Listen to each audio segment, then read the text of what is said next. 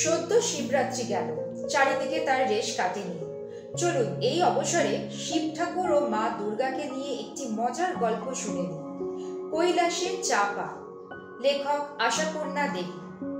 চরিত্রায়নে মা দুর্গা জয়া বিজয়ের চরিত্রে মৌমিতা সেনগুপ্ত, পঞ্চু, বিরিঞ্চি, নন্দী, ভৃঙ্গি, শিব ঠাকুর ও অন্যান্য চরিত্রে ডক্টর অর্চ সেনগুপ্ত। গল্প পাঠে আমি অনুপ্রিয়া আহমেদ। তাহলে চলুন সকলে মিলে মজা করে শুনি কৈলাসের চাপা। মা দুর্গা কৈলাসে ভাড়ার ঘরের সামনে বসে পান সাজছিলেন। জয়া আর বিজয়া কাছে বসে খয়ের সুপুরি গুছিয়ে দিচ্ছিল। তা দেখ, পান সাজাটি মা কারো হাতে দিতে রাজি নন। ভোলা মহেশ্বরের জিনিস বলে কথা, কে চুন বেশি দিয়ে ফেলবে, কে খয়ের বেশি দিয়ে ফেলবে, বেচারি ভোলানাথের গাল পুড়বে, জিভ তিতবে। শত কাজের মধ্যে তাই মা দুর্গার নতুন এই এক কাজ বেড়েছে। গত বছর মর্তলোক থেকে এই পানের নেশাটি ধরিয়ে এসেছেন ভোলা মহেশ্বর। অবশ্যই চিরকালই তো তিনি বছরে বছরে ওই মর্তভূমিতে শ্বশুরবাড়ির দেশে যাচ্ছেন আসছেন। 3 দিন ধরে খানা পিনা, বাজনা বাদ্যি, আলো রোশনাই আর জগৎঝম্পয় ঝালাপালা হয়ে দশমীতে কৈলাসে এসে বাঁধছেন।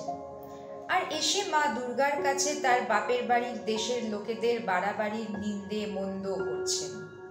শিখে টিকে তো কিছু আসছেন না কখনো। হঠাৎ গত বছরেই কি হলো? তাহলে খুলেই বলতে হয় ব্যাপারটা। চিরকালই পুজোয় কাঁচা চালের নৈবেদ্যের চূড়োর ওপর ফাঁকা পানের খিলি বসানো থাকে। পুরুত ঠাকুর তাই নমো নমো করে নিবেদন করে সারেন। কিন্তু গতবারে খেজুর বাগান সাইকেল ক্লাবের সার্বজনীন পুজোয় চোঙা প্যান্ট আর নামাবলী শার্ট পরা ভক্তরা হঠাৎ এ দৃশ্য দেখে বলে উঠেছিল, কি পুরুষ মশাই, পানের খিলি ফাঁকা কেন? ঠাকুর দেবতার সঙ্গে ফাঁকির কারবার, মশলা কই? পুরুত বললেন, পুজো করে চুল পাকালাম বাবা, নৈবেদ্যের পানে তো কখনো মশলা থাকতে দেখিনি, ফাঁকাই তো থাকে। চোঙা প্যান্টরা বলল,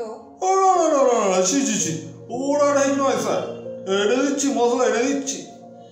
সামনের পানের দোকান থেকে মশলা টশলা তো এনে দিলই, তার সঙ্গে আবার দিলীপের জর্দাও। বেশ তোয়াজি পান হলো। কিন্তু মা দুর্গার তো ওসবের অভ্যেস নেই। একটা খেয়েই মাথা বনবন। তাড়াতাড়ি বাকি পানগুলো মহাদেবকে দিয়ে বললেন, আপনি খান ঠাকুর, আপনার ভাং খাওয়া মাথা, দেখুন যদি না ঘোরে। খেলেন ঠাকুর, আর সেই ঘুরলই মাথা। মানে খেয়ে মাথাটি যাকে বলে একেবারে ঘুরে গেল। ভাবলেন, আহা হা, এ কি জিনিস! এমন মধুর জিনিস থেকে এতদিন বঞ্চিত ছিলাম। সিদ্ধি খেয়ে খেয়ে অরুচি ধরে গেছে। মিঠে পানের সঙ্গে দিলীপের জর্দা, আহা, অতুলনীয়। চুপি চুপি বললেন, দুর্গা, এই পান বানানোর ফর্মুলাটা শিখে যেতে পারো? মা দুর্গা বললেন, ফর্মুলা শিখে কি হবে? কৈলাসে পান পাতা পাওয়া যাবে। পুঁতলে হয় না? দুর্গা হাসলেন, হে কি লেবু গাছ, পেয়ারা গাছ যে পুঁতলেই হলো? ওর চাষ আছে, তার নানান ঝঞ্ঝাট আছে। তবে বলেন যদি, তো বস্তা কয়েক নিয়ে যেতে পারি নন্দী ভৃঙ্গির মাথায় চাপিয়ে। শিব বললেন, ওরা দুজনে আর কতই বা পারবে, তোমার জয়া বিজয়াকেও লাগিয়ে দাও। দুর্গা মাথা নেড়ে বললেন, না না না না, ওদের হাতে অন্য জিনিস থাকবে। নন্দী ভৃঙ্গি আপনার গন্ধমাদন বইতে পারে। ব্যাপারেই মা দুর্গাও বছর 2 হলো মর্তলোক থেকে একটি বদঅভ্যাস করে বসে আছে। সেটি প্রকাশ করেন। রান্নাঘরের কোণে বসে সেরে নেন। জয়া আর বিজয়ার পেশাদ পায়। তারও একটা ইতিহাস আছে। বসন্তপুরের বিখ্যাত মুখুজ্জে বাড়িতে হচ্ছিল মায়ের পুজো। খুব রমরমা। কিন্তু মুখুজ্জে কর্তার সে বছর শরীর খারাপ। ডাক্তার বলেছে, উপোস চলবে না, অন্তত একটু চাও খাবেন। বরাবর কর্তা মহাষ্টমীতে উপোস করে আসছেন। এবার খেতে হবে, মন খারাপ। ছেলের বউ একটা বড় পাথরের গেলাসে করে চা দিয়ে গেছে। বিশুদ্ধ চা খেলে যদি উপোসের দোষ কিছুটা কাটে। মুখুজ্জে কর্তা সেটি নাড়াচাড়া করছেন, মুখে তুলতে হাত উঠছে না। ছেলে বকাবকি করে গেল। কি বাবা, এখনো খাননি? মুখুজ্জে কর্তা তখন দেবীর সামনে গেলাসটা বসিয়ে দিয়ে বলে উঠলেন, তবে মা, তুই আগে পেশাদ করে দে। অগত্যাই মাকে অলক্ষ্যে সেই চায় চুমুক দিতে হলো। ব্যাস, তারপরেই অস্থির, ঘোরতর চিন্তা। জয়া, খোঁজ নে মা, এই জিনিস কোথায় পাওয়া যায়, কি করে বানাতে হয়। অতঃপর চুপি চুপি মর্ত থেকে টিন কয়েক কৈলাসে নিয়ে এলেন। এবছরেও এনেছে। তা রেখে রেখে না খেলে ও আর কদিন। নন্দী ভৃঙ্গির চোখে পড়ে গেলে তো মিনিটে মিনিটে উনুনে কেটলি চাপাবে। এই যে বস্তা বস্তা পান এলো, তাও তো প্রায় শেষ হয়ে এসেছে। তবু তো জয়া হিমালয়ের এক গভীর গহ্বরে, মানে প্রায় ডিপ ফ্রিজে তুলে রেখে দিয়েছে পলিথিনের ঠোঙায় মুড়ে। তাই না পচে টচে যায়নি। কিন্তু আর কদিন চলবে? যতই মা দুর্গা গুনে গুনে খরচ করুন, সামনের পুজো পর্যন্ত কি আর পৌঁছবে? শিব ঠাকুরের তাই মন খারাপ। ভাবছেন বলবেন, দুর্গা, কাল থেকে দুটোর বেশি পান খাবো না। এমন সময় শিবের আসন টলে উঠল। চমকে বলে উঠলেন, এ কি নন্দী, দেখ তো কে কোথায় ডাকছে। নন্দী কৈলাসের উঁচু চূড়ো দেখে বলল, আগে একটা লোক আপনাকে এক মন্দিরে হতে দিচ্ছে। সেরেছে, আবার কার কি হলো রে বাবা? নন্দী, কোন মন্দিরে? নন্দী আরো বুক ঝুঁকিয়ে দেখলো। আগে জয়গ্রামে জল্পেশ্বরের মন্দিরে। এ কি চায় লোকটা? প্রভু, কি আর বলবো, মামলায় জিততে চায়। শিব ঠাকুর নিঃশ্বাস ফেলে বললেন, আচ্ছা নন্দী, এদের নিয়ে কি হবে বল দেখি? মামলা জিততে চায়, তাও আবার আমার মন্দিরে হতে। তা কি আর করবে, আপনি ছাড়া গতি কোথায়, জিততে তো হবে। বলি লোকটা ভালো না মন্দ রে? নন্দী মাথা চুলকে বলে, প্রভু, আপনি তো সর্বজ্ঞ। তার মানে তুমি একটু এনকোয়ারি করে দেখতেও পারবে না? তা করে কি লোকটা তা জানো? আগে জানলাম, মানে অবলোকন করে দেখছি, লোকটা পানের কারবারি। হ্যাঁ? মহাদেব চাঙ্গা হয়ে বসলেন। কিসের কারবারি? নন্দী উদাস গলায় বলল, আগে পানের ব্যবসা করে, নিজের পানের বড়জো আছে। শিব ঠাকুর ভাঙের নেশা ছেড়ে সোজা হয়ে বললেন, এ বলো কি নন্দী, আর এই লোক অসুবিধায় পড়েছে, হতে দিচ্ছে। যাও যাও, চটপট চলে যাও, স্বপ্নাদেশ দাও গে, ভয় নেই। আর এই নিয়ে যাও আমার একটু বিভূতি, এর মধ্যে আমার একটু শক্তি মিশিয়ে দিলাম, দেখবে এই লোক যেন কিছুতেই না হারে। আচ্ছা, এর নামটা কি ওর? নন্দী আবার পৃথিবীতে উঁকি দিয়ে বলল, আগে নাম বিরিঞ্চি ঘোরের। বেশ বেশ বেশ, তা মামলাটা কিসের? ওই যা হয় প্রভু, জমি জায়গা বিষয় সম্পত্তি নিয়ে গাতির সঙ্গে। ঠিক আছে, ওই গাতিটাকে গোহারান হারিয়ে দিবি। যা যা যা, চটপট চলে যা। মরতে যাবার নামে তো নন্দী এক পায়ে খাড়া। আহা, ওখানে কত মজা, কত আমোদ। পোড়া কৈলাসে সিনেমা আছে, সার্কাস আছে, মেলা আছে, রাত দিন বাজি বাজনা সভা ফাংশন আছে। তাড়াতাড়ি সেজে গুজে মা দুর্গাকে প্রণাম করতে যাচ্ছে। ভৃঙ্গি ধরলো, বেশ মজায় আছিস দাদা, কদিন থাকবি? কি জানি কদিনে কাজ মেটে। তার সিনেমা দেখবি তো?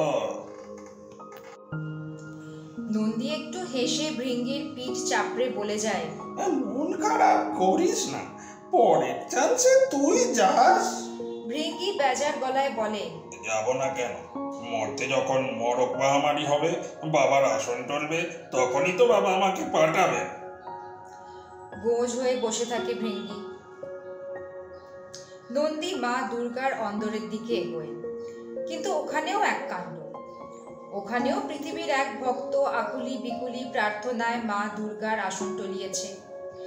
বিজয়া এনকোয়ারি করে জেনেছে জয়গ্রামের পঞ্চু ঘোরেল নামের এক লোক মা দশভুজার মন্দিরে মাথা পড়ছে আর মোটা মোটা মানত করছে মামলা জিতিয়ে দিতে হবে।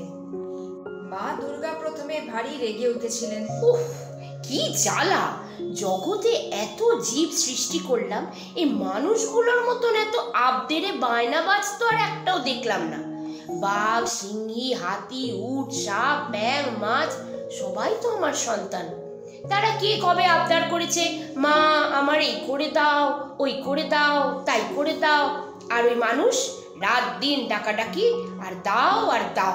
মা আমার অসুখ ভালো করে দাও, আমার বাড়ি করে দাও, গাড়ি করে দাও, ছেলে মেয়েকে পরীক্ষায় পাশ করিয়ে দাও, বড় চাকরি করে দাও, ভালো বিয়ে দিয়ে দাও, আমায় মান দাও, যশ দাও, রাজা করে দাও, মন্ত্রী করে দাও। উফ, লিস্টটি আর ফুরোবে না। আবার মামলা মোকদ্দমা তো জিতিয়েও দাও। উফ! বিজয়া গোমরা মুখে বলেছে, তা যাকে যা শিখিয়েছ মা, সে তো তাই শিখেছে। অন্য সব জীবজন্তুকে ডাক ছাড়া তো আর কিছু শেখাওনি।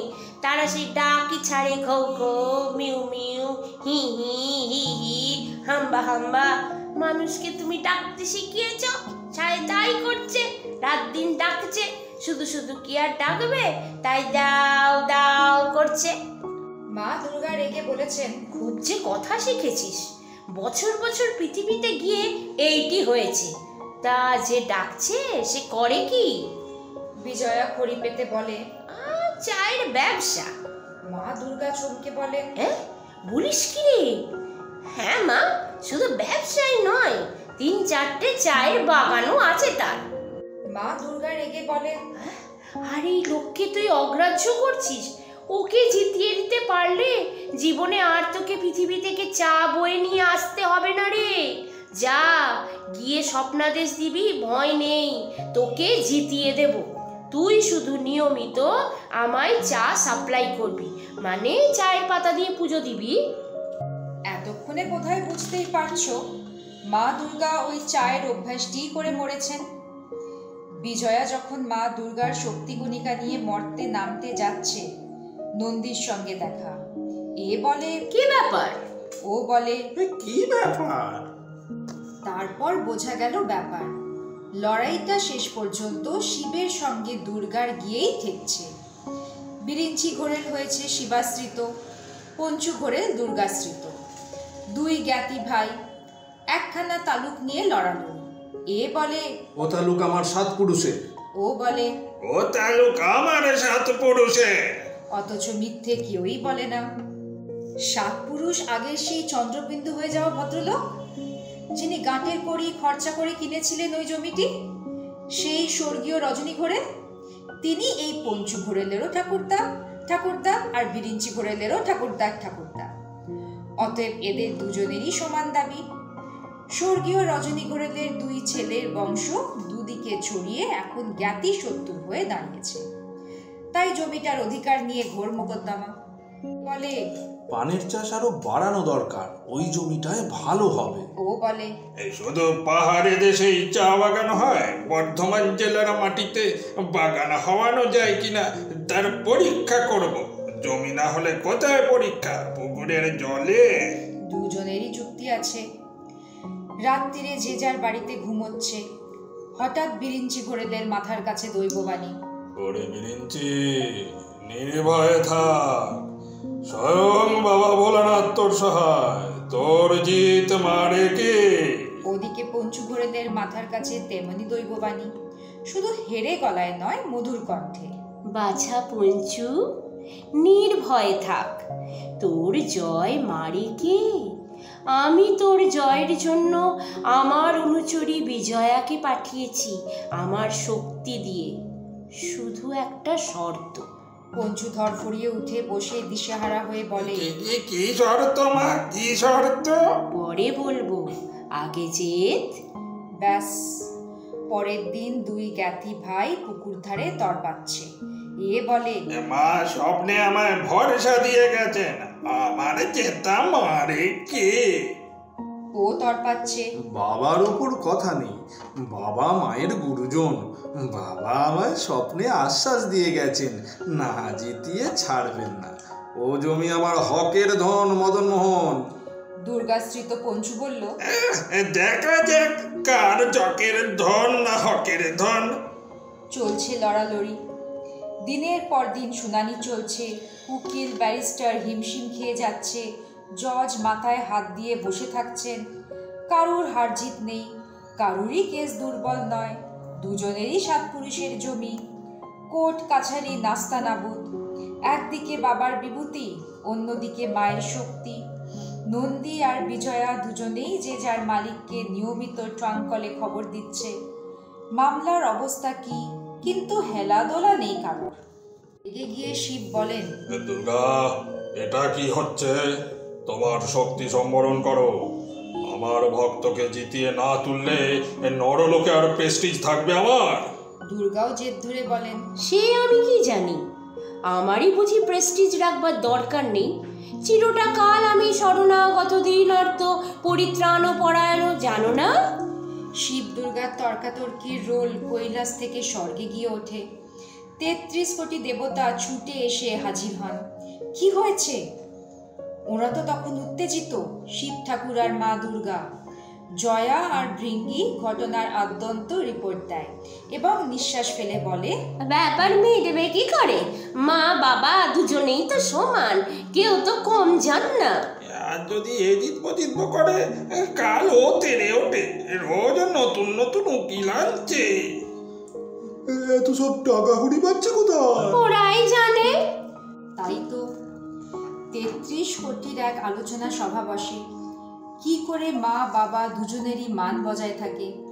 কারণ মা দুর্গা বলেছেন, আমার ভক্ত হারলে আমরণ অনশন করব। আর শিব ঠাকুর বলেছেন, আমার ভক্ত না জিতলে বিশ্ব ব্রহ্মাণ্ড লন্ডভন্ড করে ছাড়বো। দুটোই সমান ভয়। 33 কোটি ভেবে হিমশিম। এমন সময় যমরাজের প্রবেশ। ডিউটিতে ছিলেন, আসতে দেরি হয়ে গেছে। বিবরণ শুনে স্রেফ উড়িয়ে দিয়ে বলেন, এই কথা, সব সমস্যার সমাধান আমার হাতে। মা বাবা দুজনেরই মান বজায় থাকবে। কালই আমার মোস্টাকে পাঠিয়ে দিচ্ছি। কোথায় কোথায় কোথায়? কেন? পৃথিবীতে আদালতের সামনের রাস্তা। দেবতাদের কথা অমোঘ। পরদিনই হয়ে গেল সমস্যার সমাধান। বিরিঞ্চি আর পঞ্চু দুজনে একই সঙ্গে আদালত থেকে বেরিয়ে দুজনে দুজনকে কলা দেখিয়ে দাঁত খিচিয়ে হাসছে। হঠাৎ চোখে অন্ধকার। কোথা থেকে যেন কালো মেঘের চাঁইয়ের মতো বিশাল এক মোষ ছুটে এসে দুজনের ওপর দিয়েই পাশ করে চলে গেল। দুজনেই স্রেফ কাদা। রাস্তার লোকে তুলে হাসপাতালে পাঠাতে গিয়ে বুঝে পায় না কোনটা কার হাত পা। গভীর অন্ধকার থেকে আস্তে আস্তে যখন আলোয় চোখ মেলল বিরিঞ্চি পঞ্চু, কিছুই চিনতে পারে না। কি এ? আদালত, বাড়ি, হাসপাতাল? উঠে বসতে যেতে দেখলো পঞ্চুর মাথার কাছে মা দশভুজা, বিরিঞ্চির মাথায় আছে জলেশ্বর শিব। শিব বললেন, বাবা বিরিঞ্চি, কোনো কষ্ট হচ্ছে? বুঝতে পারছি না প্রভু। তুমি কে মনে আছে? কি আশ্চর্য, মনে থাকবে না? আমি বিরিঞ্চি ঘোরের পানের কারবারি। দেশে বড়জ লাগাবো বলে জমি নিয়ে। ঠিক আছে ঠিক আছে, সামান্য নিয়ে ভাইয়ের সঙ্গে ঝগড়ায় কাজ কি? এই দেখো, অগাধ অফুরন্ত জমি পড়ে আছে, সব তোমার। শত শত পানের বরজ লাগাও। বিরিঞ্চি রেগে বলে, বললে তো ঠাকুর, এত জমির খাজনা দেবো কোথা থেকে? আহা, খাজনা টাজনা তোমায় কিছু দিতে হবে না। তুমি শুধু প্রতিদিন আমার ওখানে কিছু করে পান পাঠিয়ে দেবে। বিরিঞ্চি উপুর হয়ে পড়ে বলে, সে আর বলতে, কিন্তু কিন্তু প্রভু, এই জায়গাটা কি? কি আশ্চর্য, বুঝতে পারছো না? কৈলাস। বুঝবো আর কি করে? কৈলাসে তো আর হরঘড়ি আসা যাওয়া নেই। তা হঠাৎ এখানে এসে পড়লাম কি করে? বাবা মৃদু হেসে বলেন, সে কথা জিজ্ঞেস করো না বৎস। তবে তবে তোমার কারবারের বাড়াবাড়ান্ত করতে একটা বুদ্ধি দিই। তোমার ওই পান থেকে একদিন 36 কোটি খিলি পান ভালো করে সাজিয়ে 33 কোটি দেবদেবীকে দুটো দুটো করে খাইয়ে দিও, তারপরে দেখো। ওদিকে পঞ্চু ঘোড়েলের সঙ্গেও মা দুর্গার কথাবার্তা চলছে। মা দুর্গাও বলেছেন, ওই কৈলাস শিখরে অফুরন্ত জায়গা পড়ে আছে, যত পারিস চা বাগান কর বৎস, শুধু একটি শর্ত, আমায় নিয়মিত চা সাপ্লাই করবি। রান্নাঘরের কোণে বসে লুকিয়ে লুকিয়ে খেতে আর ইচ্ছে করে না। ভালো চায়ের যোগান দিবি, আর মাঝে মাঝে 33 কোটি দেবদেবীকে ডেকে টি পার্টি দেব।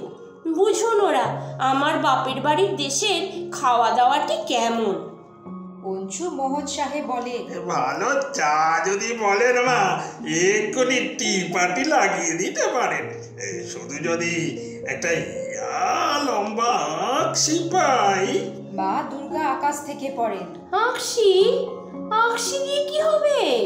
পঞ্চু ঘোড়েল একটু ঘোরেল হাসি হেসে বলে, ওই নিচুতে দার্জিলিং এ আমার 2খানা চা বাগান পড়ে রয়েছে, ওই দুটোকে টেনে তুলে আনবো। স্তর দেনাপত্তর করে এসেছি, শেষে আবার পাওনাদারেরা বেচে নিয়ে নেবে, তার আগেই রাতারাতি। মা দুর্গা অবাক হয়ে বলেন, আঁকশি দিয়ে গোটা 2টো বাগান তুলে আনতে পারবি? পঞ্চু গলবস্ত্রে বলে, আগে মা, তোমার দয়ার আমার আঁকশি, এ পেলে গোটা পৃথিবীখানাই তুলে আনতে পারি মা। তা তুচ্ছ 2খানা বাগান, নাও নাও বার করো আঁকশি, আজই লাগিয়ে দাও টি পার্টি। যে কথা সেই কাজ। লম্বা এক আঁকশি লাগিয়ে চা বাগান 2খানা তুলে আনলো পঞ্চু। একেবারে কুলি কামিন মায়ে তাদের ঝুড়ি চুবড়ি সমেত। নিজের বাগান, নিজের লোকজন, চিনতে ভুল হয় না। তাছাড়া কৈলাসের একেবারে সরাসরি নিচেই তো দার্জিলিং, অসুবিধে হলো না টেনে তুলতে। টি পার্টি দিলেন মা দুর্গা। খেয়ে 33 কোটি দেবতা একেবারে বিভোর। ঝপাঝপ টন টন চায়ের অর্ডার দিয়ে ফেললেন পঞ্চুকে। দিকে বাবা ভোলানাথও বসে নেই, তিনি বিরিঞ্চিকে তাতাচ্ছেন। বিরিঞ্চি, আবারও যে সেই হারা জেতা, পঞ্চু জিতে যাচ্ছে যে। বিরিঞ্চি মুচকি হেসে বলে, খেপা ঠাকুর খেপেছেন, 50 চাল আমি টের পাইনি ভাবছেন? আগেই নন্দী ভিঙ্গি 2 দাদাকে পাঠিয়ে আমার বারুইপুরের 3খানা বড়জি উপড়িয়ে আনিনি। 36 কেন, একেবারে 72 কোটি খিলিপান মজুত রেখেছি। টি পার্টির শেষে মুখ শুদ্ধির জন্যে দেবতা পিছু 1 গন্ডা করে পান ধরে দেব। যে কথা সেই কাজ। পানও ফেলনা হলো না, সে নিয়েও দেবদেবী মহলে কাড়াকাড়ি আর অর্ডার দেওয়া দীর হুড়োহুড়ি। তদবধি কৈলাসে চা আর পানের চলন। মোড়ে অমর হয়ে যাওয়া পঞ্চু আর বিরিঞ্চি সমস্ত কৈলাস ক্ষেত্র জুড়ে চায়ের বাগান আর পানের বরজ করে ফেলে অবিরত তাদের তদ্বির করে চলেছে। আজকের গল্প এখানেই শেষ হলো। আপনাদের কেমন লাগলো কমেন্ট বক্সে জানাতে ভুলবেন না কিন্তু। আর ভালো লাগলে লাইক, শেয়ার আর সাবস্ক্রাইব করে দেবেন। ভালো থাকবেন সবাই। আবার ফিরছি আগামী সপ্তাহে।